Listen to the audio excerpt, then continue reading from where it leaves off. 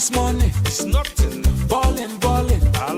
Premium or nothing. When them or nothing. Now you know. Now you know. Now you know. Now you know.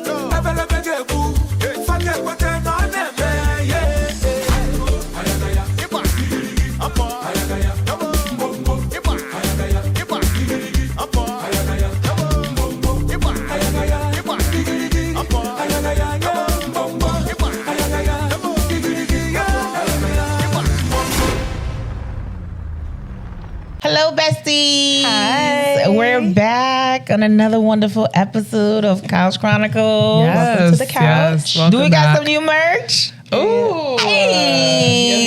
yes, we do have some new merch. We got some new merch. So, ladies, instead of mindfulness, we haven't done a check-in in a while, just to see how we're doing, what's been going on, what's been vibing. Summer's ending, and you know what's been good, fam. What has been good? Honestly, the transition into fall is definitely one that is already feeling claustrophobic and cumbersome for me. I'm not even gonna lie. I'm feeling like stuff is starting to pile up, and I'm not able to see the light. But you know, we're trying to clear some stuff off the plate. But what is it about fall you think for you that what is your body preparing for? Hibernation. Yes. Think exactly. I was gonna say less sun, a lot more. I just think there's just more stress that comes with the fall in general. You have the holidays that are coming up. You have I don't have any little ones, but when school starts, I find that also kind of creates more stress because my clients feel the higher demand. The parents that I work with, they feel like the discomfort, or I guess the juggling act of trying to handle their schedules. And so I feel like I just kind of noticed that as well too. And I'm a summer person. My birthday's in the summer. There's more sun during the summer. And so I very much am like a flower. And so it feels like I'm going into the part of like my petals are falling off and I want to go into myself and sleep. Not gonna lie, that's what it's feeling. No, we know we read that part of the summer. What about you, love? Same. You a water beach girl. I am a water girl, but I'm a fall girl too. Like I really enjoy like the layers and like the getting cozy of fall. But I've also found that like as I grow in my career, fall time can be very busy. It's conference time. There's lots of different speaking engagements, things that are going on. On top of, you know, my clients, like Stephanie said, needing to shift their routines, changes happening. So I'm in a transitional time and an exciting time. I'm really looking forward to the fall. I've got some exciting things happening in my life. You do? Yes. Exciting. Good deal. What about you? You know, I love me a summer because I'm with you. I think summer's the best because my birthday's in the summer, so I'm here with it. But I'm very excited. I think that as the fall for me, it's like a beginning of like planning coming into action this year.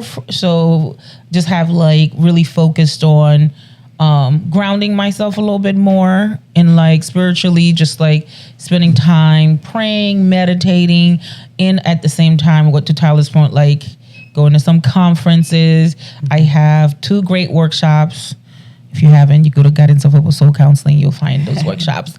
But I'm excited about the workshop. I'm just excited to teach and learn. You know what I mean? From clients, from attending conferences, from engaging in the workshops that I'm putting together. So for me, fall is great. I don't like the weather, I always say. America, the deception of the sun can be out. But when it gets to that 30 and 40 degrees, you're thinking you're walking into sunshine, but you're walking into a whole different thing. Yeah, the fridge. Exactly. And you know, as I'm aging, I hate to say this shit, it's so horrible, but my bones feel the cold. Yeah. And it's not definitely feeling that chill. It's not deep favorable. No. So that's the only thing. I don't mind the fall in transition because I love how outside looks. I love how the colors change. When we get to the winter, that's not my religion. Yeah. I mean, I think I also had a little bit of a moment as you were talking where I like, the fall time for me, I think, is coming off of a peak. Yeah. Right. So for me, during the summer, that's when my birthday is. That's when I'm more outside. That's when I'm more engaged in like social activities and different things like that. And so it feels like the peak is like the summertime, and then the fall is that kind of like downward, not spiral, but just that downward slope that happens after you've reached like a very enjoyable or exciting kind of like time. Agreed. And so I think I'm feeling that just kind of like just downward kind of like compression. The high is coming down. Exactly. Yeah. And that is just something I feel like every year I always experience, is just like this kind of September, October time being more of a slower recovery kind of moment. And then of course the holidays is then that kind of peak that we end the year with. Yeah, cool. All right. Before we get into our topic, we do want to put a disclaimer that we are going to be talking about something that's sensitive and that could also be triggering. So this is not something like, if you have kids, you might not want to have them around. If you yourself, it might also be triggering and sensitive to you. So we just want to put a disclaimer that be very mindful as we're engaging in this conversation, that if you need to step away, if it becomes too much, just do so. Yeah. And also, we don't think it's appropriate to discuss around younger children. Without at least, having a conversation with them first, because we will be talking about suicide. We'll be talking about some of the more sensitive topics that come around mental health during this episode. Yeah. So we just want to make sure you guys are prepared and ready for the conversation. So let's jump into it. What are we talking about? I would just definitely say too that, like, obviously this month is Suicide Prevention Month as well. And though it is a heavy topic, it's definitely a necessary topic to talk about more, especially amongst people of color. So though it is heavy, I am excited to share and learn from you all, and also, hopefully, give our audience some perspective as well. Okay. Yeah. All right, love. So what are we talking about? All right. So we are going to be talking more about therapy and AI. I don't know if you all have heard, but more recently, a 16-year-old boy died from suicide this past April, and his parents are filing a wrongful lawsuit in San Francisco against OpenAI and its CEO. Some of the allegations in the lawsuit, that the teen had been communicating with ChatGPT for months, disclosing suicidal thoughts and emotional distress. They also say that the chatbot validated or normalized his ideas for self-harm rather than discouraging them. And there were allegations that the chatbot also provided detailed information on methods for self-harm, eventually resulting in him unaliving himself. So lots to unpack there. Definitely exploring more about how the AI and tech world is changing the shape of mental health, and also exploring a little bit more about suicide and suicide prevention. Just even starting there, why has ChatGPT been something that more people are turning to for mental health advice? I think, first of all, this story for me is definitely heartbreaking. As a parent, and also working with we work with youth before too. So I think that the younger generation feel like they always want that secrecy, or that someone that's like their person and their friend that they have accessibility to. And I think that ChatGPT or OpenAI give that accessible, like that buddy system or that friend that they can confide in, right? When they're vulnerable. Because sometimes, talking to a friend, telling them your deepest secret, doesn't feel safe. You know what I mean? And if you have children also teenagers who are isolated and don't have that friend network, or their home is chaotic, or they don't have that relationship, I think they found comfort in online has always been like me and a friend. You know what I mean? Sure. Me and somebody. So to me, I think that's why it's become more accessible, especially where you hear stories like, oh, people are dating,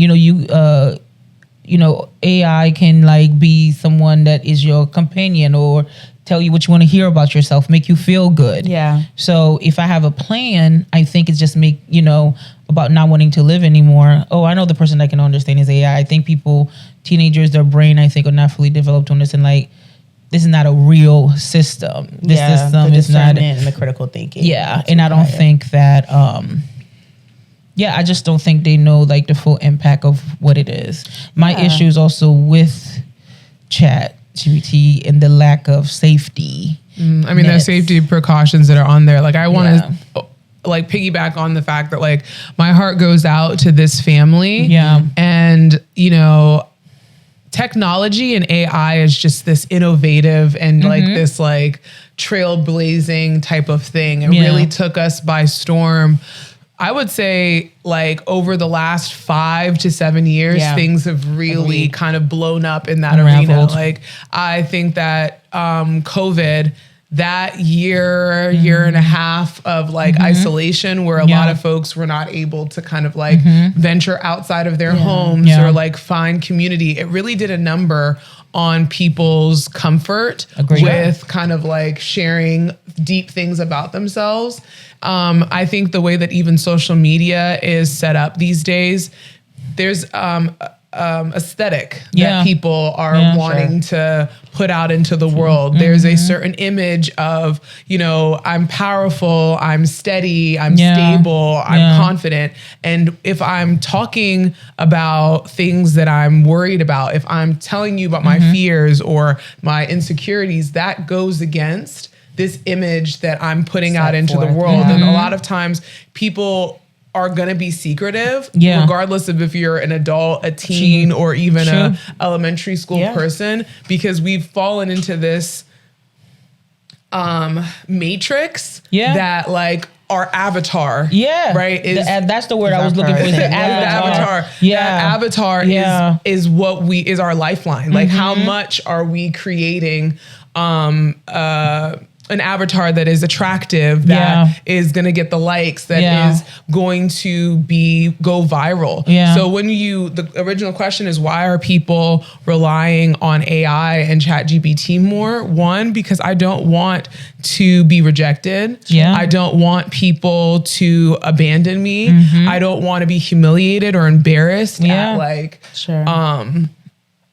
at a topic or subject or something. Exactly. And I also don't want people to see that soft belly, because sometimes there's a history of me showing that sensitivity and vulnerability, and people can be vultures. They can just pick at that stuff until there's nothing left. I think that AI definitely gives us a false sense of security and connection too, right? Like it does do a lot of like validating or approving.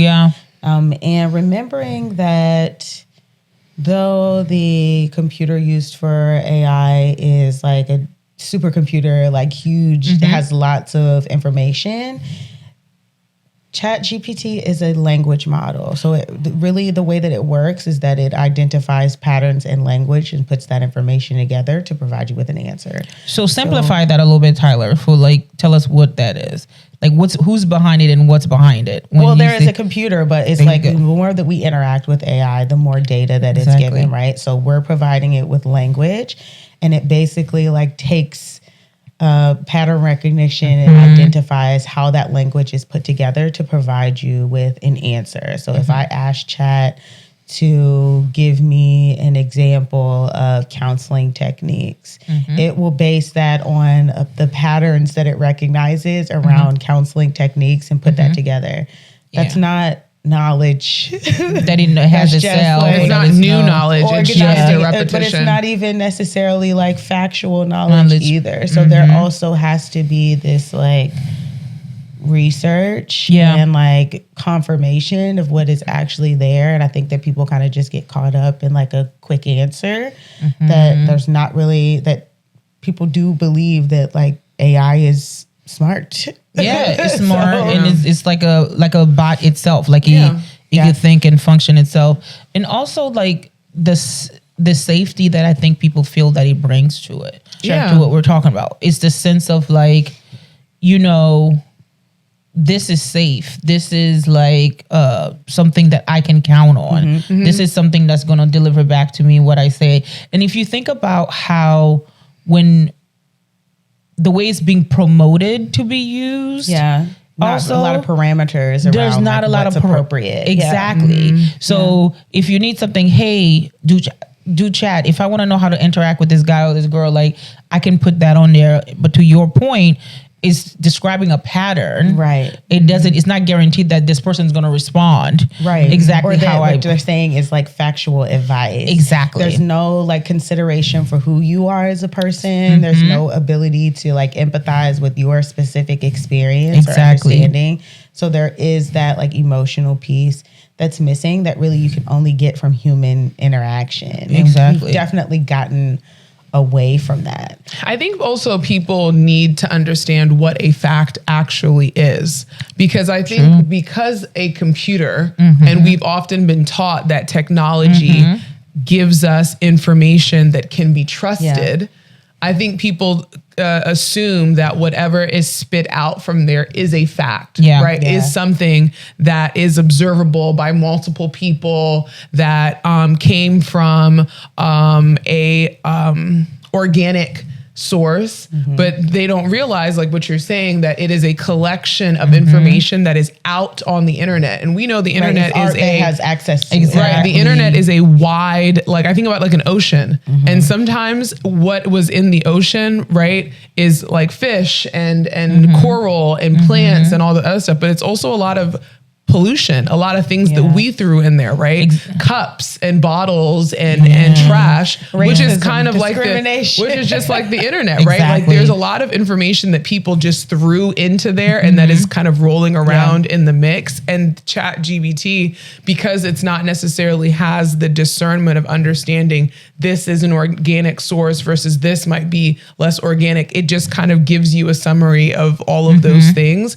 in the voice and tone that it is kind of matched to you. Because that's where algorithms and all that stuff go into play, is that like, oh, what do 14-year-olds in your area, in your, what's it called, system in your country say about these particular things, and that's what's going to be out there. I think this particular case with the 16-year-old was very heartbreaking for me, because I mean, I have like family members who have died by suicide, but some of the details around like instructions that AI gave were just sickening. Like there were some details about or his parents. Some of the lawsuit states that OpenAI encouraged him to pick a specific time where he wouldn't be interrupting other people, discouraged him from sharing with his family members, help him write a note. That is, I just think about how isolating that must have been for him. Like you're going to this resource, crying out for help, and it is further like pushing Isolating you into isolation. Like that's just so dangerous to me. And I wonder how like parents can even have those types of conversations or even see signs of that. The way that his parents described him was that like his mental health declined over the year that he was interacting with OpenAI, right? So perhaps there were some things there that they could have seen, but also there was clear instruction. He was following clear instructions from what he thought was a factual source. From even being able to like see that. So how do you think that you can even support people who maybe experience suicidality or thinking about it? Any signs or things that you all can encourage people to look out for? I think it's a couple of things. I think it's a little bit tricky, but I think one thing that parents can also look out for is if you notice that your child, who you know them to be at their baseline, and what I mean by baseline, like their normal affect, their normal discussion stuff they used to be into, if that slowly start to decrease, just start to have conversation. There's nothing wrong with it, like making sure you do a check-in. I'm all about doing a check-in with your kid, you know? Also, for the parents, it's two ways with kids too. Not every working parent, if you're working to provide for your family, you know what I mean? checking in with your kid, and your kid also empathize and see that, you know, you're not accessible to them.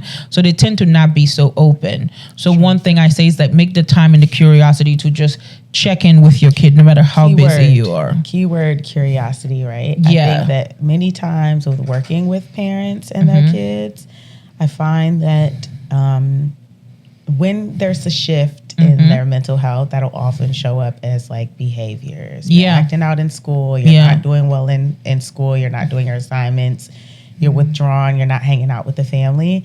And I think that sometimes parents can get very fixated on the behavior. Yeah, or become accusatory. Yes, and like that, like and not even in a way that is like insensitive. I think perhaps it can feel insensitive, but I don't know that it's intentional. I think Starts more off so it's concerning. just like you're a disruption to some things.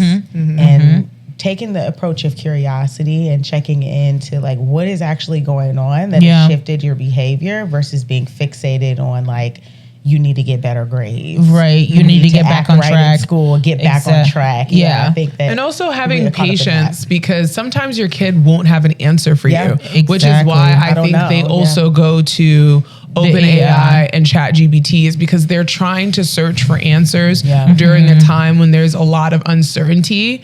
There's brain fog, there's a discomfort of like what Yeah. I'm experiencing. And so Yeah. I'm trying to understand it from someone who I feel like won't judge me, Yeah. who can give me multiple like scenarios or situations, because at times even a parent has a singular focus, or like they only have one lane that they've walked, versus, you know, ChatGPT and AI, it feels like it gives you multiple paths to explore.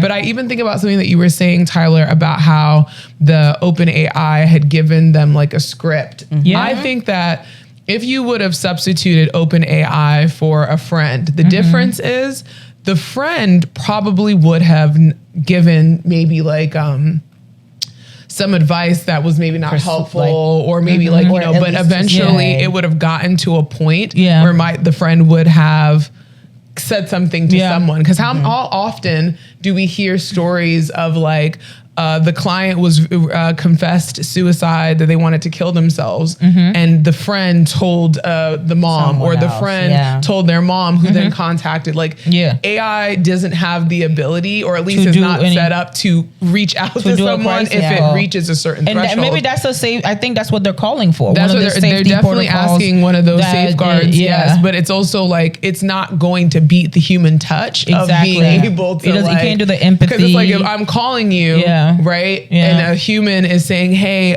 your daughter, your son just told me that he has a plan to want to end his life, versus AI sends you an email or a text message or something like that. There's going to be a certain different level I think that's of tricky response. too, because the harsh reality is that someone who is committed to wanting to end their life will often not say anything to anyone. Exactly.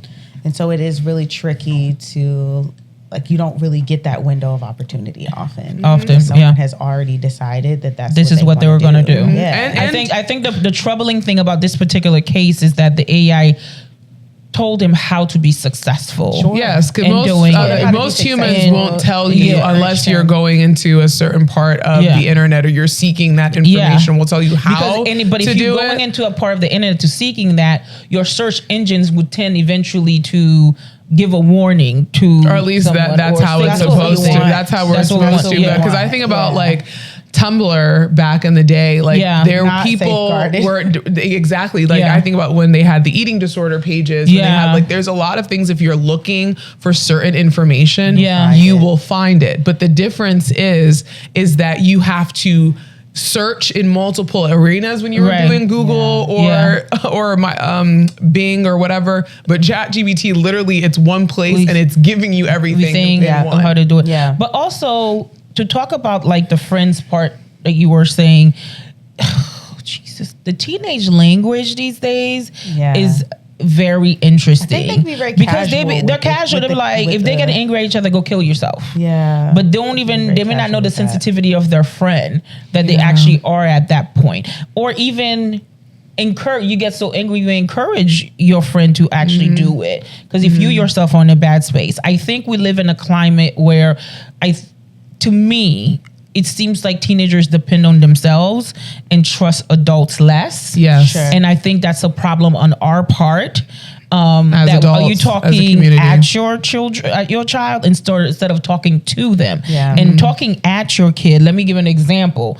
It looks like, I need you to do this. You are not doing this. You need to listen. This is how this house runs. This is what we do here. Here you are being manipulative again. Exactly. Like how often are you going to say you're going to kill Exactly. yourself? How And often are talking- you going to Exactly. show up this way? Like, I don't care about what the It's full therapist of said judgments and- about this, that, Exactly. your room isn't clean. You haven't washed the Yeah. dishes. Like, I need you to show up in this space. That is, I an think that- example. And then how do you talk to your Yeah. child? How does the other end look like? And Stephanie, your example is even a bit more advanced than many people's experience. Exactly. Because you're talking about someone who perhaps has access or is already participating in a therapeutic service. Exactly. Fair. I think there are many kids, especially ones that look like us, who are like just sliding under the radar. They are. And that often looks like the room is dirty all the time. You're never You coming need out to of clean the the room. shit up. You need to stop doing this. You're never coming out of the room. You're not interacting with people Yeah. really when they're around. Like those are signs that like people don't really think about.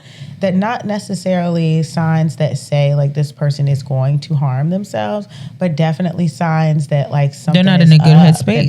That their They mental possibly health may is not be in a good- perhaps. Yeah. And those things, isolation, lack of community, lack of connection, increase the probability of their interest in that. Exactly. Because that's true. Exactly. I think it's also fair to say, since we're talking about suicide, is that behavior, that presentation that you're saying of being isolated, being withdrawn, being sad, is not always going No. to be what shows up before somebody attempts suicide Exactly. or looking to That's- complete. Because usually Yeah, they get what an happens uptick. is that they're now more. Have a lot more Talking. energy. They have Now they're energy. more talking. Now they're maybe even like, yeah. I remember you said you really liked that coat that I wore last year. You know what? You can have it. Yeah. You know, like, oh, like I'm gonna throw this party. You guys should come over. Yeah. Where, you know, there's all these things here. Like, let's just have a good like end of the summer send off. That kind of like shift in I'm happy, I'm this, is where you have to be a little bit concerned for someone who has been depressed Isolating. and isolated and reporting suicide ideation, because now they have the energy to complete their plan. Yeah. Usually depressed people are so depressed and have a lack of energy, and their body feels so heavy and so out of it that they don't have the energy to try Yeah. to complete their suicide attempt. Exactly. But so that's another thing for parents to be looking out for. If they notice a shift in their kids' behavior, don't just readily assume, oh, they're better now. Right. Oh, okay, cool. Everything is good we're now. back to Still how stay things engaged. are. Yeah. And Scheduled. curious. Yeah. I would also say, But can that, we give an like, example of what talking to your kid curious sounds like? Just like we Yeah. gave what talking at them look like. What does talking to them actually looks like? Who wants to be the kid? I could be the kid. You know I'm good at being the kid. Okay. And so who about to be the adult? You about to be the adult? Sure. All right. Ready? Action. I got a call from your school today. What's going on? Your teacher said that you were not paying attention, or that like none of your assignments were done today. So I want to check in. That's not usually like you. I'm good. I just forgot. I went to bed late last night, but I just forgot. Just last night, but the teacher said this has been going on for a couple of weeks. Well, not a couple of weeks. I'll just miss a couple assignments. Just one or two. But I'll get to it. Don't worry about it. I'll get it done. Okay. What else has been going on? Nothing much. Just doing what I need to do. Doing what you need to do. What does that mean?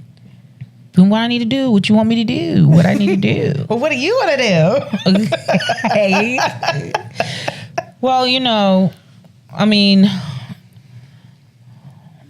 me and TJ got into this fight, and it's been irritating for the last couple of weeks. But we're fine. It's fine. I'll get the work done. But it definitely did not make me feel good about myself. Well, I'm He said sorry. some mean things, and we were done with it. TJ said what now? TJ said some mean things, but we don't, mommy, don't talk about it. Don't go there. Well, then we can do a stop there. I think that was a perfect example of you have to sometimes just stick with it with the Yeah, teenager and exactly. with a kid, and honestly even with an adult. Yeah, exactly. Because it feels like you're pulling teeth. People are like, Yeah. well, why do I feel like I have to pull teeth? Because it's not often comfortable to come to someone and let let them know that you're at your wit's end. Exactly. But also the relationship with the parent had to be established. Yes. So you can't switch up and decide now you want to be closer to your child and want to listen. But if After the being trust, absent. if the emotional trust and the safety was ruptured and is not established, then there's going to need more patience. There's going to be more repair, right? Yeah, like, more accountability for ownership. Because a lot of time as parents, we don't feel like we should take. There was a reason why I behaved that way. There's a reason why I was this way. No, explain to your kid and also be open to apologizing for the way that you show up. Then your kids will start to see the humanness in you and not this hierarchy of like you above, you the tower. And there is a hierarchy. I'm burdensome and I can't show up in a way because this is too much. Because I think that for the kids that I've worked with, they feel like they have to be responsible for taking care of the parents' feelings, meaning that I don't want to be the last straw that breaks my mom's back or my dad's back. We're already dealing with financial issues where my other siblings are, being disruptive at school. So I don't feel like I can say anything because I don't want to be a burden. I don't want to add any extra stress. That definitely happens when parents are a little bit more emotionally reliant on their kids. Put a lot of pressure on their kids. That part, like, because there's the other end of the spectrum, or like satisfaction in their life.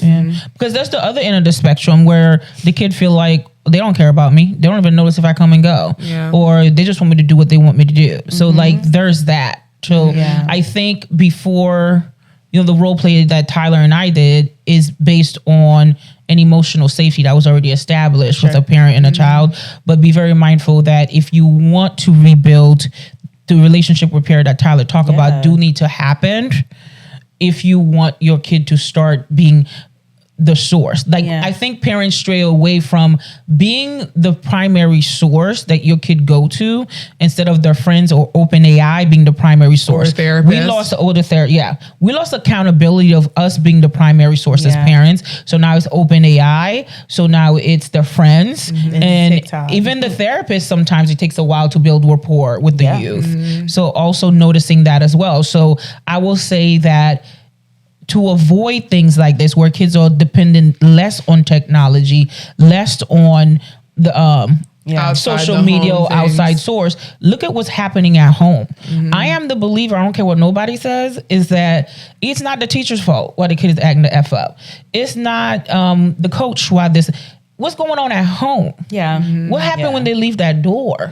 If there's no security in the home, outside ain't gonna give them shit. But I think that we talk about this quite frequently, the community aspect. I think that there is definitely a correlation between like the loss of community and like how people raise and have responsibility for their kids, right? Like there is, we've lost the village aspect. Yes. And so like, at some points, if I couldn't talk to my parents about it, there was definitely another adult in my life that I knew that I could say some shit to that was not going to perhaps get back to my parents, but I was going to like, if I was doing something wrong, they were going to call me out, right? Like they weren't going to encourage me to do the wrong things, but they were going to hold space for me to like talk about it in a non-judgmental way and check me when I needed to be checked. That wasn't my parent. So it's not even that like the parent, there's kind of the primary source has been lost by the parent, but I think it's more so that there's no community. The parents don't have the same support, the accessibility same of support, like, which would then lead them to be more stressed out, especially community of color.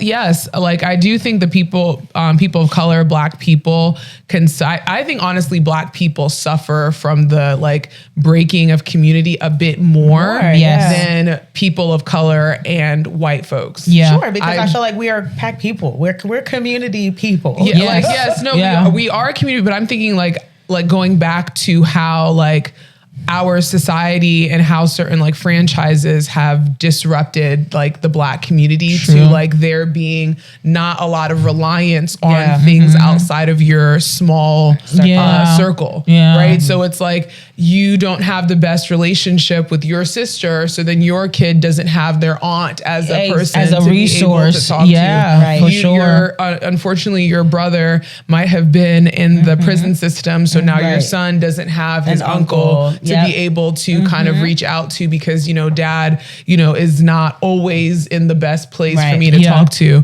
But I wanted to actually take a slightly different perspective, because I was thinking about this on the drive in. The reason why teenagers, I think, don't have the language and the empathy around these sensitive topics, we do too much joking around that's definitely, like we do way too much joking around sensitive topics. Like when a kid comes and crying, you're over here making fun of, you're a crybaby. What's wrong with you now? Like here, look at him being a little sissy. Like look at her being just like too much. Like she's being such a drama queen. Right? Like we do these things where we minimize and label and invalidate our children in a like a very kind of like humiliation ritual type of way. Why would they come back to us to talk about, I want to kill myself or I feel really ugly, if you are over here making fun of me and saying I'm ugly? If you're talking about my hair makes me look like Sojourner Truth. Like if you're saying all of these crazy things about me, and it's a joke. That's my psyche. That's my confidence. That's my internal framework. Well, baby, we grew up in the DMV, okay? Jonan, Jonan, like, you have to really have a tough skin, and it was very much I think that's like, the same thing with our culture too. It was very much join in or get ate the fuck up. That's a real thing. Straight up. But I think that, like, going back to that community aspect, I think that we hear a lot about like suicide prevention. There's like foundations, there's walks, but all I think that a big part of suicide prevention is having more conversations about it. I really want our community to be free from this idea that suicide is white people's shit. It's not. There are so many of our Black teenagers, our Black males, our LGBTQ teens that are very high sensitive risk. To it. Right? And that is oftentimes the main factor there is lack of connection, lack of community. Or acceptance or also identity. lack of safety. Because I also think about the challenging this idea that, suicide is for white folks. What about the slaves that jumped off the ship that didn't want to come over here? I mean, I know you have, but I'm saying it's still suicide. It is. So I guess because of then, I don't have any safety. I don't know. There's no certainty on what's to come. Like suicide don't have a race or color or creed is what we're saying. And what we're saying is that we are more prone and we are prone to suicide and or suicidal thoughts. So the way that it also comes, we didn't cover this, but we can, is that self-harming behavior is also part of an onset of suicidal thoughts. Sure. So, what is self-harm? It's really hurting yourself to a point where you are trying to relieve pain internally. And not trying to so die. when your kid come to you or when you may notice some different scratches or whatever, or they express having these thoughts, do not condemn them and saying what's wrong with you or why you're doing that. Stop doing that to yourself. This is a sign for you to say, okay, we need to talk to someone, and because I could tell you're in a lot of pain. And usually you want to start by saying, it's like, hey, I hear about this. I don't understand it, but I think there might be a lot going on. And do you want to talk to me? If not, are you open to talking to someone? So just be very mindful around suicide don't have a color. It doesn't have a creed. We as Black people, especially now, are very more prone to it, and we can't turn a blind eye to it. And I think that really being sensitive and like curious, like when you've had a tragic experience in your family, like suicide, it can be like initially like everybody's trying to come together, kind of figure out what's going on. And then like as time goes, I think people kind of just go back to their respective corners. And then there needs to be more, like, I look at suicide prevention as like policy change. Yes. Like people would be less interested in unaliving themselves if they had housing and food Thank you.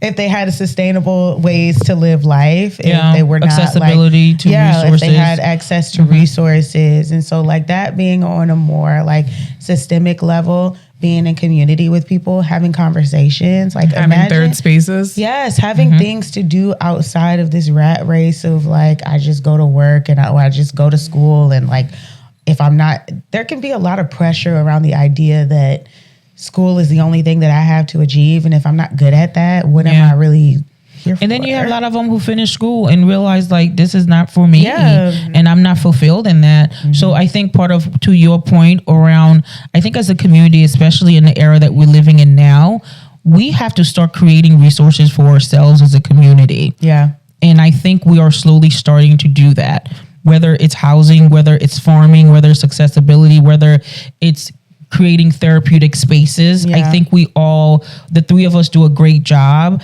at, doing community work and activists and creating spaces for our community to actually want to help. So there is a part where silence don't have to be alone, and just understand that as we were talking about open AI, there's no privacy for open AI, just so we're clear, compared to having a privacy talking to a therapist. Yeah. Your rights are private when you come and talk to a professional.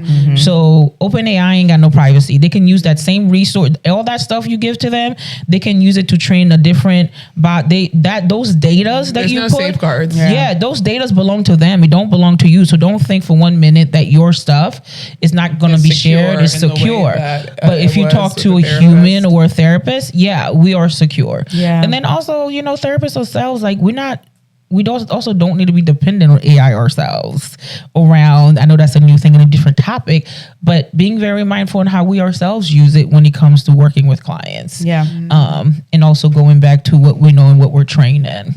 Yeah, I think that like aside from the thing that we talk about, brain rot, right? Like wanting to continue to be able to use your brain for things and not relying on AI for small things, but also the environmental impact is not talked about a lot. Yeah, can you talk about that? Yes, because you uses educated a me ton about that. of You water. and my child, yeah. A ton of water. Yeah. The supercomputers are often built in very rural, poor, minority-filled areas of the United States where it's poisoning people's water, it's killing folks. Yeah. Using up a lot of electricity. Yeah, So and I a think lot of that folks who are yeah. having high bills. Very I much remember environmental that. racism. Yeah, and that is something that's the part that is not talked about often. I think we Agreed. hear so much about how beneficial AI can be to us and how it can make things convenient. And yes, it can. Like, Yeah, I would that's love true. I would love to just be able to like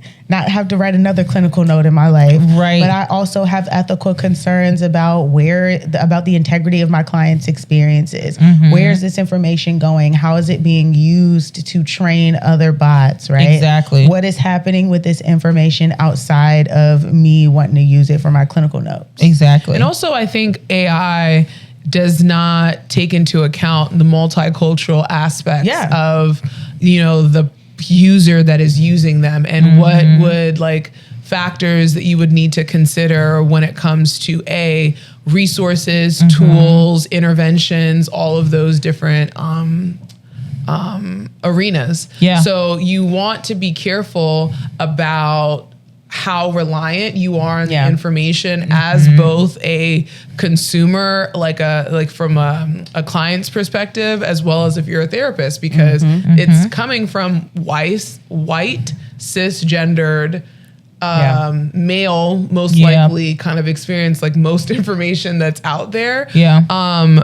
And I think another question that we had, just to kind of wrap it up, it's like, well, what role should parents or educators have in teaching kids healthy AI use? I think that we need to take a lot of responsibility here. Meaning, when I was growing up, they taught us how to use the internet, like how to find information and rule out information that was not helpful, that was not credible, that was not valid. And I don't think that we pay as much attention to that with how quickly technology is just blowing up into the because world. everything is so instant, right? 1000%. I think parents also need to be much more informed of what your child's internet usage is. I think there's a lot of parents that are too lenient or just too blind about what's going on outside. Wrapped up in their own stuff. Yes, true. But also just like are not aware of what's happening with your kid, not aware about what's happening with your close ones, right? Like school life is really, really integral in a teen's life. In a young child. Culture within the culture. It's not just about going to school to learn books. So you need to know who your kids' friends are, or if they have kids or friends, if they are being bullied, what is the safe place that they go to in school? What is their relationship with their teachers? Do they have one person in the school that is a safe base that you are having a connection with? Like, it does seem like a lot. And I tell my moms and my dads that I work with, parenting is not easy. It requires you to commit and recommit even when your child is not showing up in ways that make committing easy. And so when your kid is depressed, when your young child is just feeling like they're doing too much or that they're constantly causing you stress, it does require a higher level of patience in order for you to kind of stick to it with your kid. And so that's something that I always want to emphasize is just like you need to monitor in an empathetic way. Also with monitoring is that it's not the time to say we're not tech savvy as parents. We got to learn. Apple be giving some courses you can go research online, Google, Android. So, there's a lot. And then the FBI do put a lot of stuff for parents to look out for, different code and wording and language that teenagers use that you're not privy to. When Sophie was in school, one thing I did, I kept up with the language. Because I paid for the bill. So I was. And you should, exactly. And if I pay for it, I'm going to let you know. I didn't even go behind her back. Just know at any time I can access your phone. Keep it clear of that. I learned about different apps that she was using that were hidden ones. She didn't even know I knew. But I got that off the FBI list that she was using, and she did have that. But be very mindful that kids have like language that they use. Keep up to date with that. Google those languages. Learn how to use the computer. Learn how to use AI yourself. Learn what it means. Like, she's the one who educated me. First I was skeptical about using AI, and I still am because I like my brain to still be active and function. But I also did not know how it was being used, the amount of water that it needs to be. Like, I didn't know all of that until you and her let me know. So there's things as parents that we do have to get with technology and keep up with technology, because that's the way of the world that has been moving. And now it's going at a faster speed that we can't keep up with, but don't be ignorant to not teach yourself about it. And I think that there are some ways to like also model, but teach your kids to be curious as well. I think that a lot of very strict and like authoritative households will teach like blind following. Like, I'm going with whatever the crowd says or whether the authority in the room says. And that also can lead people to listening to AI without conversation or without curiosity about like where is this source coming from.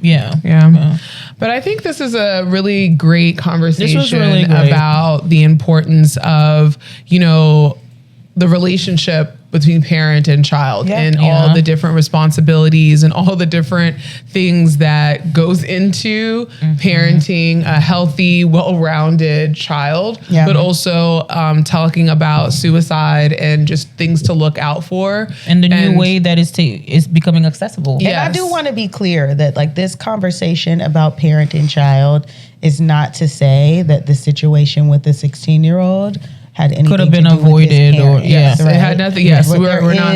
This is more of like a general conversation around prevention, like around how can prevention we be and more diligent in providing community where our teens are not looking to AI for that. Comfort. And also some of the things that we talked about is not secluded only to teenagers and adolescents. A lot of the symptoms that we talked about that as it relates to somebody who is suicidal can be seen. What's it called with adults? Can be seen with men. Women, there's not all of that. A one size, or this can be a one size fits all type of situation. So we're gonna move over to talk about our listener letter. Cool. And my favorite part of this. I love this segment. Okay, so this one was: has therapy changed your relationship with your parents?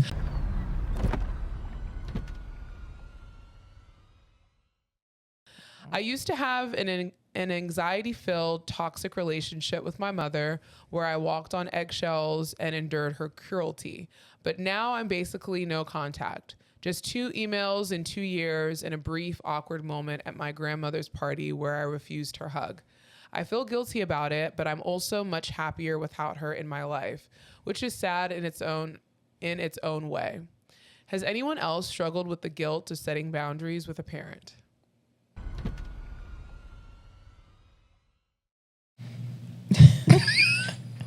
I thought the initial question, right? Like, has therapy changed your relationship with your parents?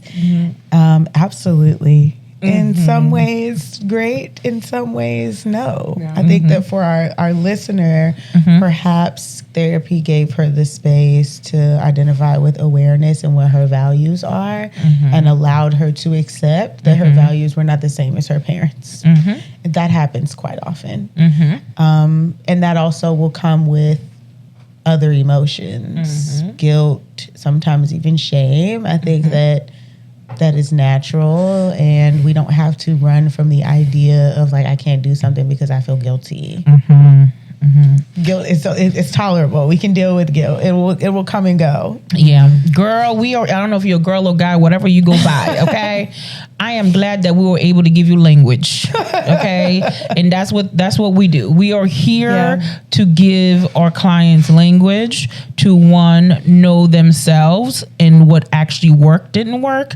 And what I'm realizing is that you realize that there's a boundary that you need to keep with your mother right now at this moment that is allowing you to function in your life, that makes you feel healthier, that makes you feel happier. And at any point that can change as well. So be open to that. When you're ready for that to change, it can change.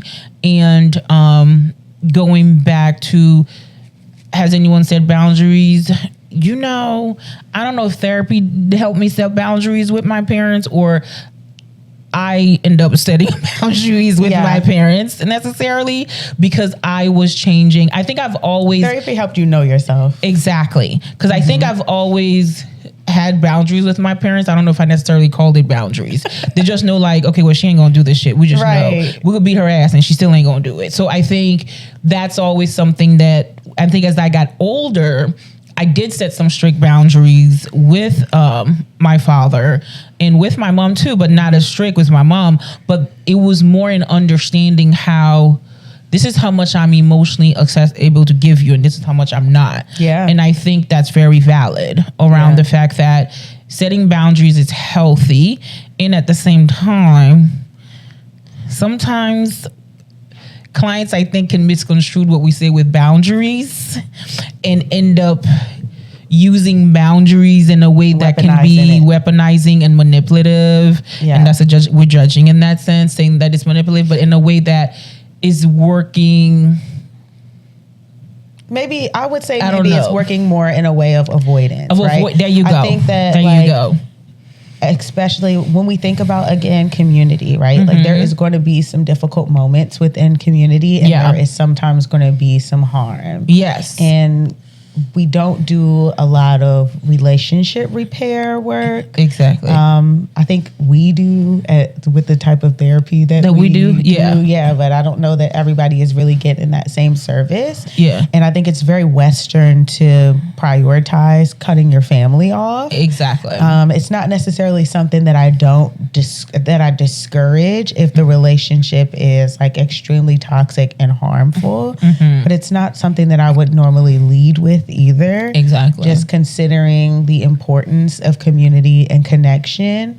I think that sometimes cutting the person off can be the easy route. Versus and like, that's exactly where I was saying relationship repair and like get to a space where they're on the same page. Yeah. I think sometimes people struggle with that with their parents too, because our parents have their limitations. Right. Because it seems like to me, and this is my assumption around maybe mom is not open to taking some accountability to some experiences that this listener has had, that now they feel like they have to set these boundaries to protect themselves, but also acknowledge that these boundaries also have a timestamp of their temporary fixes and not permanent fix if the pain and the healing still needs to be done with or without the parent. Yeah. So, and it makes me think a little bit about folks using boundaries as an act of rebellion versus an act of healing. Yeah. Right. So if I'm using it as a way to prove to you that you're not going to have that power that you once held over me, or you're not going to make me feel the way that you once made me feel, that is still in service of, I guess, the parent of that person. You're still in a way making decisions to get that other person to, you know, treat you in a particular way. Yeah. Which is not necessarily a boundary, right? A boundary is about how we conduct ourselves in order to move us closer to the person that we aspire to be or the experience we're trying to have. And so that is difficult when you still are operating in the guise of like wanting the other person to just see you, to understand me, to accept me, to just take me in this way versus like, it's hard for both of us, for me to have to hold you at arm's length in this way, but ultimately it allows me to function better and be more able to come back to interact with you. Yeah, for sure. You do. But I think this was a healthy and grounding for me kind of conversation around like how to use AI or what to look out for, what safeguards or maybe like to hope that they put out there in the future. But, you know, always love talking to you guys and being on the couch. So we are Couch Chronicles, and we would love for you to like us on all our platforms. We are on Spotify, we are on Apple, we are on YouTube. Leave us some feedback. No, give us some feedback. Give us 5-star on Apple and Amazon. We're looking for that. Yes. If you like listening to us, subscribe to us. You could also follow us at Couch Chronicle LLC on Instagram. And then we're on YouTube as Couch Chronicles 123 as well. And if you have things that you want us to read on the show, or if you have questions for us, feedback, you can also reach us at Couch Chronicles TAD@gmail.com. Subscribe, and follow. Thank you, fam. Bye, everyone. Bye.